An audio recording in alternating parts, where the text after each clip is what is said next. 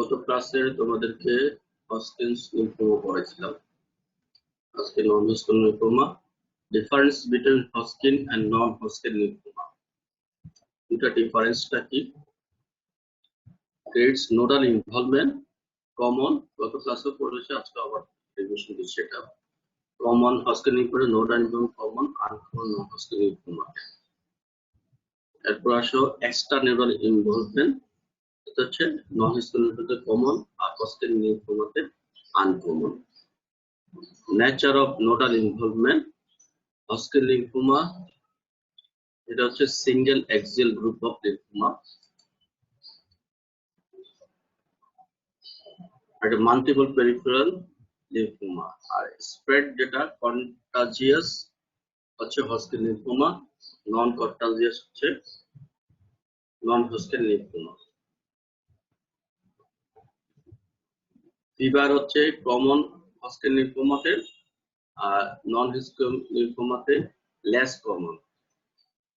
Mesenteric nodes যেটা rarely involve, commonly involve.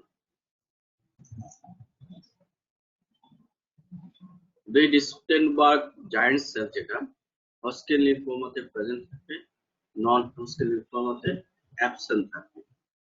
আর therapeutic response যেটা Hodgkin লিম্ফোমাতে therapeutic রেসপন্সটা good R non Hodgkin lymphoma therapeutic রেসপন্সটা poor.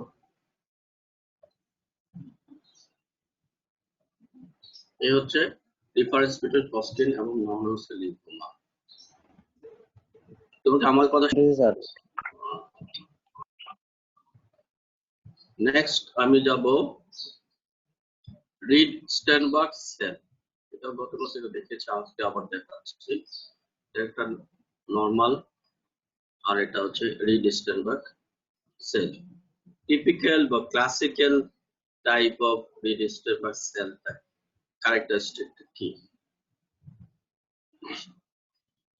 Large cell with binucleated or bilobed nucleus. Two lobes appears as mirror image of each other. Centrally placed eosinophilic small nuclei with perinucleolar clear halo gives all eyes appearance. All eyes appearance টা হবে রিড-স্টেনবার্গ সেলটা। এটা চক্ষুর মতো আর কি। ছবিটা দেখো, এটা হচ্ছে রিড-স্টেনবার্গ জায়ান্ট সেল। ভেরিয়েন্টস রিড-স্টেনবার্গ সেল হতে পারে। একটা হচ্ছে যে মনোনিউক্লিয়ার রিড-স্টেনবার্গ সেল করতে সিঙ্গেল লার্জ নিউক্লিয়াস, একটা সিঙ্গেল নিউক্লিয়াস থাকে। এখানে তো টিপিক্যাল হচ্ছে বাইনিউক্লিয়াস থাকে, আর মনোনিউক্লিয়ার কিছু সেল থাকতে পারে, সেটা হবে সিঙ্গেল লার্জ নিউক্লিয়াস। আরেকটা হচ্ছে লেকুনাল সেল, আগে বলছে lacunar cell. Lacunar cell containing abundant cytoplasm in formalin fixed tissue. Cytoplasm of the cell retract and cells in a clear space called lacuna. মানে সাইটোপ্লাজম তো অ্যাবান্ডেন্ট সেল থাকে, প্রচুর cytoplasm থাকে। যখন ফরমালিন ফিক্সড টিস্যুতে আমি রাখবো তাহলে কি হবে, সাইটোপ্লাজমটা রিট্রাক্ট করবে, যার করে শ্রিঙ্ক করবে, যার কারণে একটা ক্লিয়ার এরিয়া দেখা যাবে নিউক্লিয়াসের চারিদিকে, স্পেস, একটা ক্লিয়ার স্পেস থাকে। ওটা হচ্ছে লেকুনার সেল। এটা one type of Reed Sternberg cell. আর lymphohistiocytic variants large cell with large polypoid nucleus resemble popcorn appearance, যেটা abundant cytoplasm থাকে। এই ছবি একটা দেখো, লেকুনার সেল, এই যে লেকুনার সেল এটা ক্লিয়ার এরিয়া হয়ে গেছে, এখানে সাইটোপ্লাজম গুলা সিঙ্ক করে গেছে, যার কারণে রিট্রাক্ট করে গেছে, যার কারণে স্পেসটা দেখা যাচ্ছে নিউক্লিয়াসের। আর এগুলো হচ্ছে রিড-স্টেনবার্গ সেল। এটা হচ্ছে বাইনিউক্লিয়েট giant cell.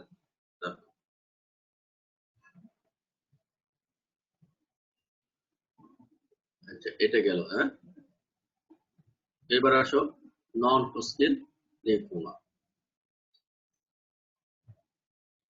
Non Hodgkin lymphoma Non-Hodgkin lymphoma is a group of blood cancer that includes all types of lymphoma except non-Hodgkin lymphoma. Symptom কি হতে পারে? Non-Hodgkin lymphoma symptom কি? Painless, swollen lymph nodes in your neck, armpits or groin. Abdominal pain or swelling, chest pain থাকতে পারে, breathing difficulty থাকতে পারে, persistent fatigue, fever, night sweat, unexplained weight loss. এগুলো হচ্ছে non-Hodgkin lymphoma symptoms, sign symptoms. কজটা কি? Causes of non-Hodgkin lymphoma.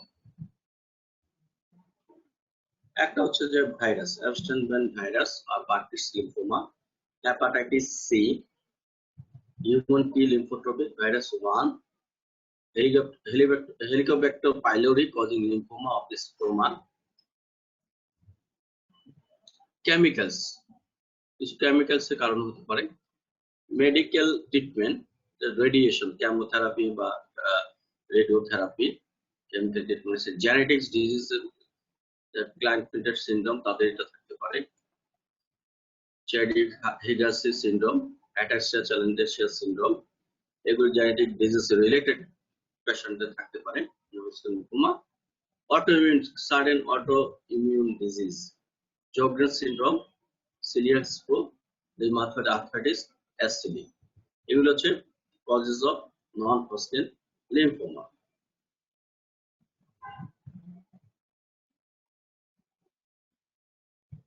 এবার আসো classification.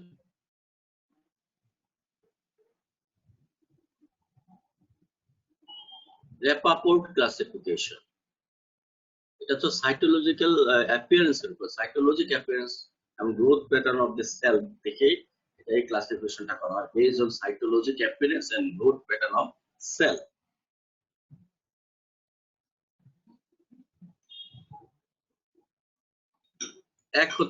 এক নম্বর হচ্ছে নডিউলার,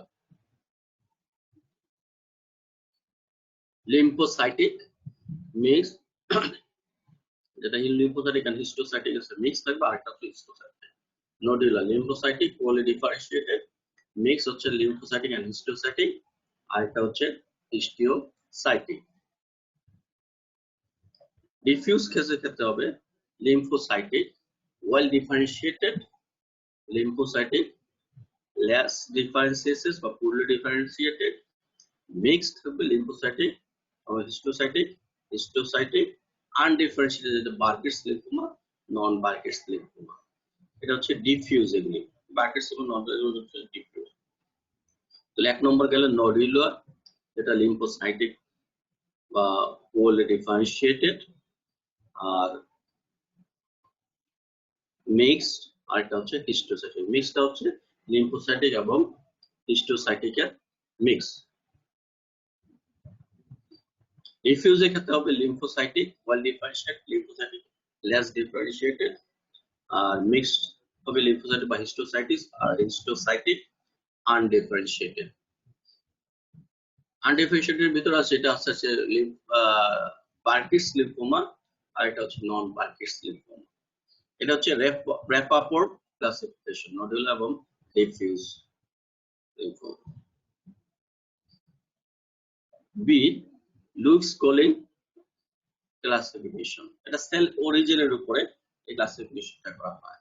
B cell lymphoma, T cell lymphoma বা হিস্টোসাইটিক নন হোস্টেড লিম্ফোমা, এটা বেসড অন সেল অরিজিনের উপর লিউইস কলিন্স ক্লাসিফিকেশন। আর একটা ক্লেন ক্লাসিফিকেশন আছে, সেটা লিউইস কলিন্স ক্লাসিফিকেশনের মতো একই সেম মতো সামান্য ডিফারেন্স হতে পারে। এটা হচ্ছে classification of non hosted lymphoma. Rappaport's classification, Lukes Collins classification, আর হচ্ছে ক্লেন ক্লাসিফিকেশন। যেটা লুইস ক্লাসিফিকেশন এটা না বললে হবে, দুইটা বললেও হবে, লুইস ক্লাসিফিকেশন এবং র্যাপাপোর্টস ক্লাসিফিকেশন। র্যাপাপোর্টটা হচ্ছে একটা হচ্ছে নডুলার, একটা হচ্ছে ডিফিউজ, আর লুইস কলিন্স ক্লাসিফিকেশনটা হচ্ছে based on cell origin, T cell, B cell, আর এটা হচ্ছে histiocytic non Hodgkin lymphoma. Working formula for clinical use, low grade, intermediate grade, আর এটা হচ্ছে high grade.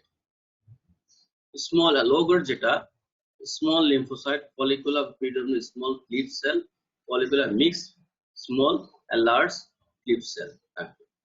R intermediate grade follicular predominant large cell, diffuse small clip cell, diffuse mixed small and large cell, এবার আরেকটা হচ্ছে diffuse large cell। আর high grade যেটা সেটা হচ্ছে large cell, immunoblastic, lymphoblastic, non cleaved cell, small non cleaved cell, high grade যেটা। Clinically এটা differentiate করব। ল্যাবরেটরি ডায়াগনোসিস করব, নন হজকিন লিম্ফোমা আমরা ল্যাবরেটরি ডায়াগনোসিস করব। এফএনসি করব প্রথমে যেটা। এফএনসি তে কি হবে? Monomorphic lymphoid seed cell with large hyperchromatic nucleus and scanty cytoplasm.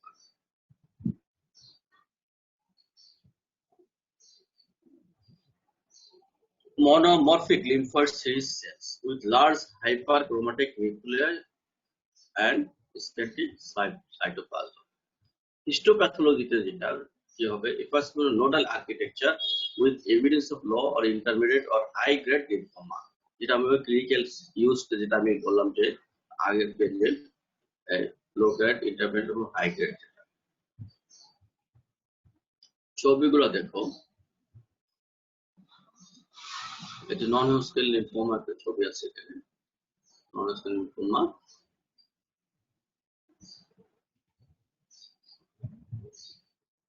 Low grade, high grade এখানে দেওয়া আছে, ইন্টারমিডিয়েট চারটে দেওয়া আছে এখানে। এখানে আরেকটা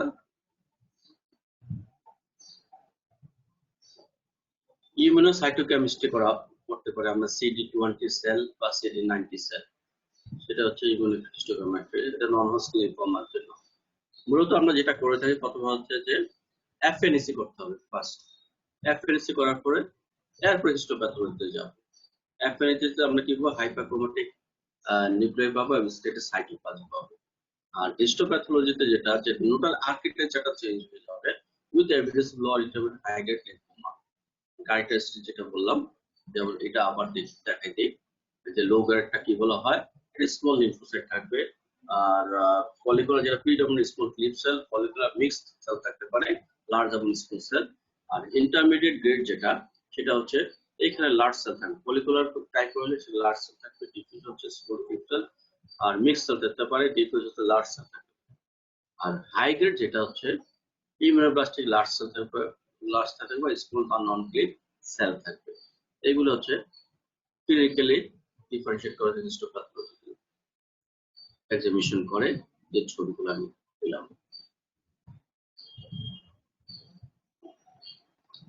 এটা হচ্ছে নন হজকিন লিম্ফোমা।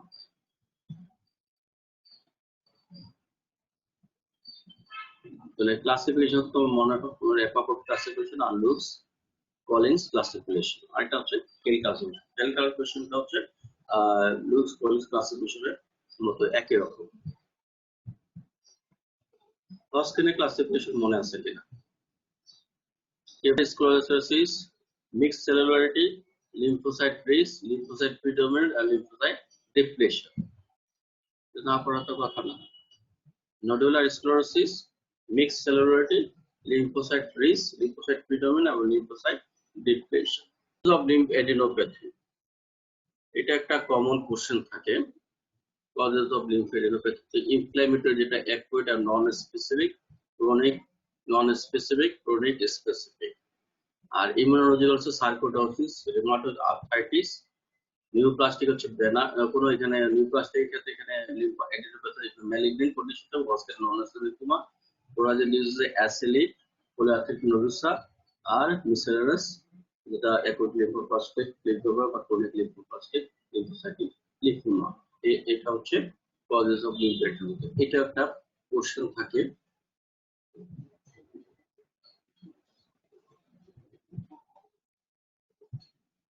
একটা লিম্বোড সোয়ালিং বা এনলার্জমেন্ট অফ লিম্বোড, এটা তুমি ল্যাবরেটরি ডায়াগনোসিস আমরা কি করি, এটা একটা ভাইভাতে জিজ্ঞেস করে।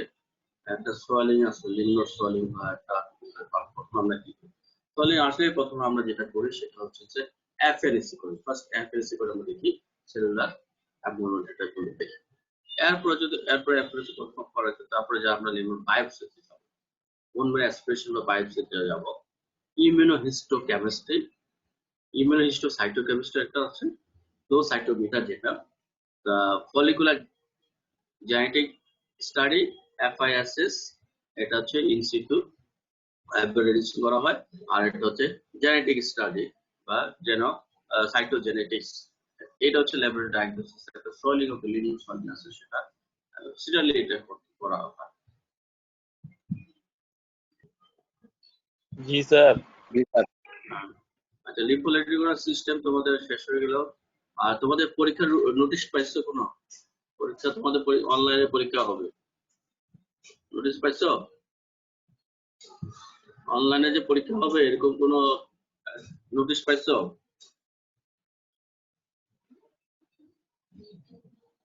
পাও নাই? রেসপন্স করো। পরীক্ষার নোটিশ পাইছো? বা তোমরা কোনো কথা বলতেছো না?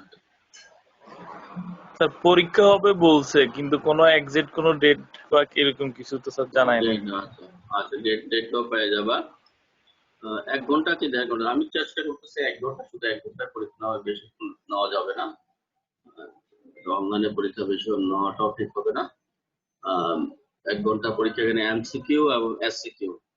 এসসিকিউটা এমসিকিউ তো যথারীতি যেরকম হয় সেরকমই হবে। এসসিকিউটা চেষ্টা করবো যে মানে আরেকবারে এসসিকিউটার মধ্যে শর্ট কোশ্চেন, তো ওটা আরো শর্ট, যত শর্ট করা যায়, যে অল্প 2-3 লাইনে বা 4 লাইনে শেষ করা যায়, এরকম একটা কোশ্চেন হয়তো চেষ্টা করবো আর কি। ওয়েবসাইট দেখি। তোমরা ওইভাবে প্রিপারেশন না, এখন কি পুরা ফার্স্ট টার্ম এবং সেকেন্ড টার্ম একসাথে পরীক্ষা নিব, না একটা টার্ম করে নেব, কোনটা নেব বলো, কোনটা তোমাদের সুবিধা? সরি, কোনটা তোমাদের সুবিধা? স্যার আলাদা করে দিলে তো স্যার সুবিধা। আলাদা করে পুরা পরীক্ষা নেওয়ার সুবিধা।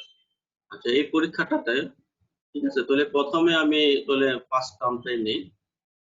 ফার্স্ট টার্ম বলতে জেনারেল প্যাথোলজি এবং হেমাটোলজি। হিস্টোপ্যাথোলজির যে দুটো চ্যাপ্টার আছে ওটা বাদ যাবে, ওটাও হিস্টোপ্যাথোলজি সেকেন্ড টার্মের মধ্যে দিব। সিবিএস যেটা ছিল, রিপ্রোডাক্টিভ সিস্টেম যেটা ছিল, ওটা নেক্সট যাতে ফলাই দিব, সেকেন্ড টার্মে দিয়ে দিব। ফার্স্ট টার্ম হচ্ছে জেনারেল প্যাথোলজি এবং হেমাটোলজি, এই দুটা থাকবে। এই দুটার ভিতরেই 1 ঘন্টা যে পরীক্ষা নেওয়া যায়, সবাইকে পরীক্ষা দিতে হবে, অ্যাটেন্ড সবাইকে করতে হবে। এখানে তোমরা রেগুলার যারা আছো, যারা রেগুলার ব্যাচের, রেগুলার যারা আছো, যারা গত ইয়াতে এলাও হয় নাই, নভেম্বরে যারা এলাও হয় নাই ওরাও, এবং নভেম্বরে যারা প্রফেশন পাস করেছে, ক্লাস শুরু করেছে, বা ডিসেম্বরে না যারা ক্লাস শুরু করলো, যারা, ওদেরকেও পরীক্ষা দিতে হবে ফার্স্ট। তোমরা তোমাদের বন্ধুদের সবাইকে বলে দিও যোগাযোগ করার জন্য। যারা আইটেম দেয় না তাদের আইটেম গুলো ক্লিয়ার করতে হবে। এবার সুযোগ, ওদের জন্য সুযোগটা বেশি আছে, যারা এলাও পায় নাই তাদের জন্য একটা সুযোগটা, ভালো সুযোগ আছে। পরীক্ষা কবে হয় এখনো ঠিক নাই, যে অবস্থা হচ্ছে নভেম্বর হবে কিনা সেটাও তো অনিশ্চিত হয়ে গেল। আচ্ছা এখন, আচ্ছা যখনই হোক তোমরা তোমাদের পড়ালেখা তোমরা চালায় যাও, পরীক্ষা যখনই তোমরা যাতে ভালোভাবে দিতে পারো, কোনো লুজ দেওয়ার কোনো কারণ দেখতেছি না, নিজে রিস্ক নেবা না। যত যারা রেগুলার তাদের জন্য তো সবচেয়ে ভালো হয়েছে, তো রিভিশন দিতে পারতেছো অনেক, রিভিশনে তোমার